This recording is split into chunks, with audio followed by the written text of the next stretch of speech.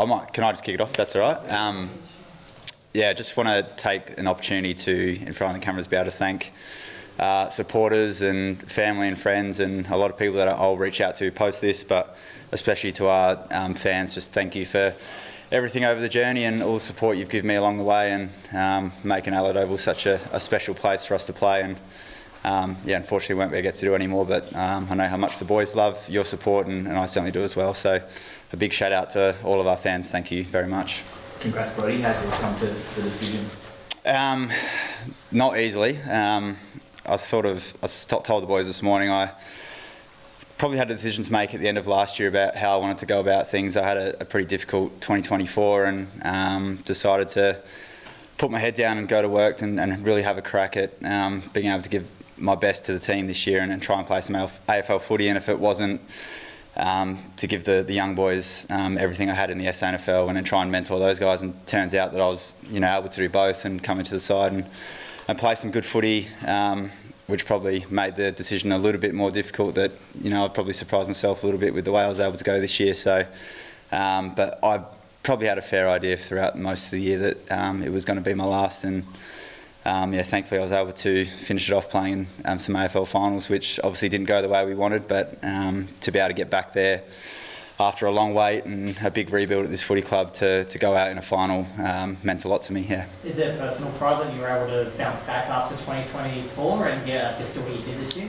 Yeah, for sure. I mean, I knew 2024 wasn't the level I wanted to get to, and I wanted to prove it to myself mostly that I could get back there and play some good footy, and yeah, it was nice to prove a few people wrong along the way as well. Was there a moment this year where it kind of reinforced that this 2025 was going to be the last year? Not really. I think if anything, it made it a little bit grey that I was able to come in and play well and play some consistent footy, and but I just thought, it was a tough couple of years being out of the 22, or probably a year and a half now that I've been out of the 22, and there's only so long you can do that for, and I felt like, as I said, I gave everything to the group this year, and I just didn't think if I went again I'd be able to give absolutely everything like I had, and so it felt like the right time to finish up and be able to sit back and watch some of those young boys come through now. What are you most proud of throughout the whole journey?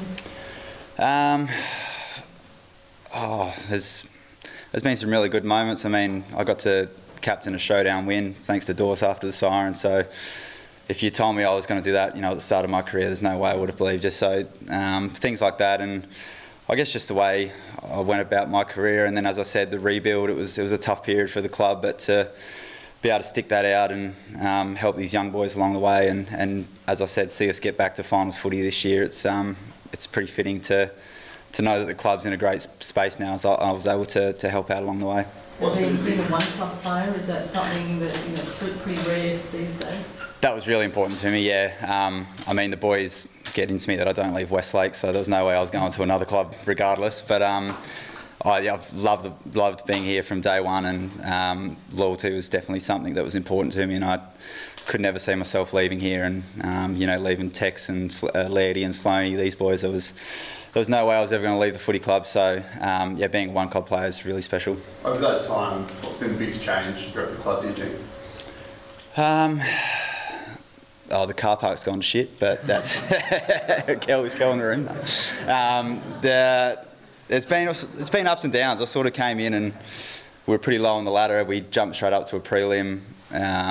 Worked our way to a grand final in 2017, dropped back down, and now we're back in the final. So I've sort of ridden that roller coaster all the way through, and have seen some similarities with this group to what we had back in 2017, and I made mention to the boys this morning that there's definitely something special in this group, and that hopefully they can embrace that and go a couple of steps better next year. How do you go in front of the group? You would have seen a fair few retirement speeches in your time. How do you go? I was a mess this morning, trying to get myself together, and but I actually surprised myself. I did well, so I had to make a few phone calls this morning to let some people know before I came here, so I think I sort of got that emotion out a little bit. But I got through the first bit, and then once I started thanking the boys for everything they've done for me, it started to choke up a little bit. But I kept the waterworks in, which was good. When you look at some of the names to your left and right who've played 300 games for the club, when you think you've been able to put together 273 with some highs and lows, like with your body and form as well. Like, what does that mean to you, your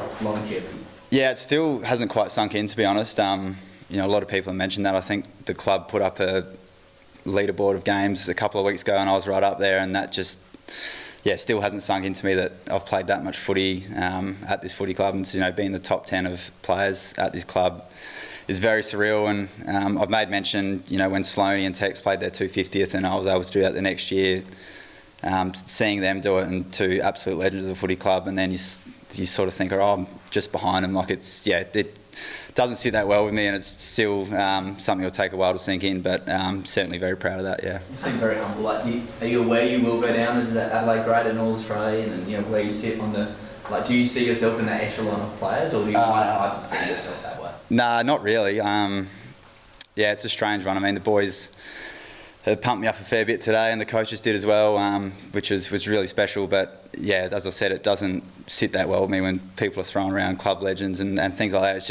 It just seems weird. So yeah, I'm sure over the next, you know, week and month, and I'll really start to reflect and yeah, have a look back over the career. And yeah, it still just seems pretty crazy that 15 years ago I walked in here and now I'm standing up here. What's next for you, mate? Like, in the next few months, next year, what do you think? I'll certainly take some time. Obviously got the little one now, so he's 6 weeks old, so I'll spend a lot of time with Lisa and Luca and really enjoy family life and what that has to offer. I've done a lot of coaching over the journey, and it's definitely something I'm passionate about, so as I said, I'll take some time and look at my options there. But yeah, potentially if I come back here in a few years, that would be great to coach the boys and get back amongst the boys, but I'll have to take some time. And but yeah, coaching is certainly a passion of mine, and we'll see where that goes. You guys spoke about the ups and downs of your career before. One of the downs was the 2017 injury. How important was it for you to actually personally to play finals again this year? Yeah, it was. There was certainly some demons there from that 2017 qualifying final, and then as it turned out, we played the exact same game on the same night a couple of weeks ago. So I did a bit of reflection going into that game, and but as I said, it's just so good to, waited 8 years to get back to finals, and that was a big driver for mine this year. I knew the boys, we were going to have a good season, so I wanted to be a part of it, and to be able to be there for finals footy, it was massive, and didn't go our way. We had 2 disappointing results, but on a personal level, to, I guess, sort of achieve that goal of getting back to finals footy was pretty special, yeah. Do you think you could have made a difference if you had played in the grand final?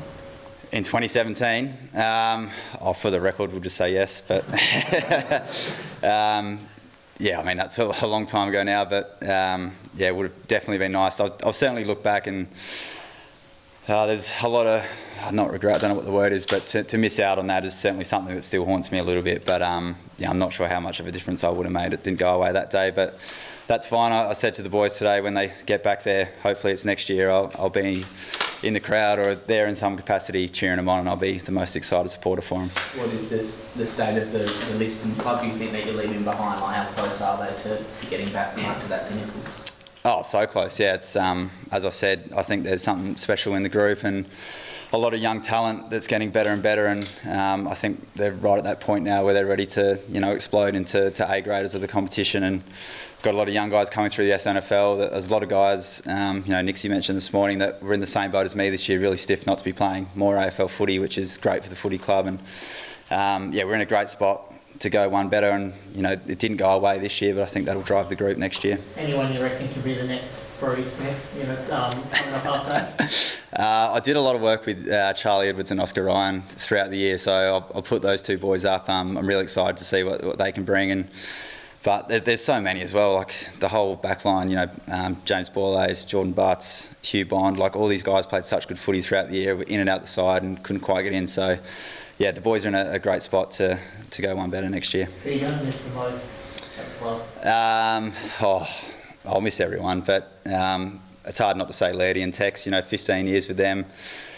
Tex, sometimes you want to get away from him, but I certainly will miss his antics through the change rooms, and Lairdy, we've talked every day for 15 years, whether it be footy club, life outside of footy, whatever it might be. So I'm sure we'll still keep in contact, but definitely miss bouncing off each other through the walls. And I'll give a shout out to Maxie as well. He's one of my favourites, so I'll definitely miss Maxie. It was hard telling him this morning. Do you think Tex will follow your lead? Oh, I don't know. I honestly don't know. That's up to him. I know he's juggling it, but whatever he decides to do, I'm sure he'll put himself and the footy club in the best position. Do you think you'll look to play all Eagles or Henley or at any level? No, I don't think so. Wait and see what offers come through. But no, I can't. I said to the coaching group when I was making my decision, that's probably a lot of the decision is that I think, I've played a lot of footy now and it's probably time just to move on. And as I said, I'm passionate about coaching, so I think if I'm involved in footy, that'll be the next step for me. Did you know on Friday night, like as you were walking off with Luke in your hand, it felt like you must have had an inkling that it could be coming? Yeah, I think, deep down I did, yeah. I hadn't told anyone. Obviously Lisa knew and I gave mum and dad the heads up that it was a fair chance. But there's probably been the hardest thing is being able to say it out loud and tell people. But I think, deep down I probably knew that, I knew it was my last home game. I was hoping obviously we'd win and go to the G the next week. But deep down I knew it was my last game at AO.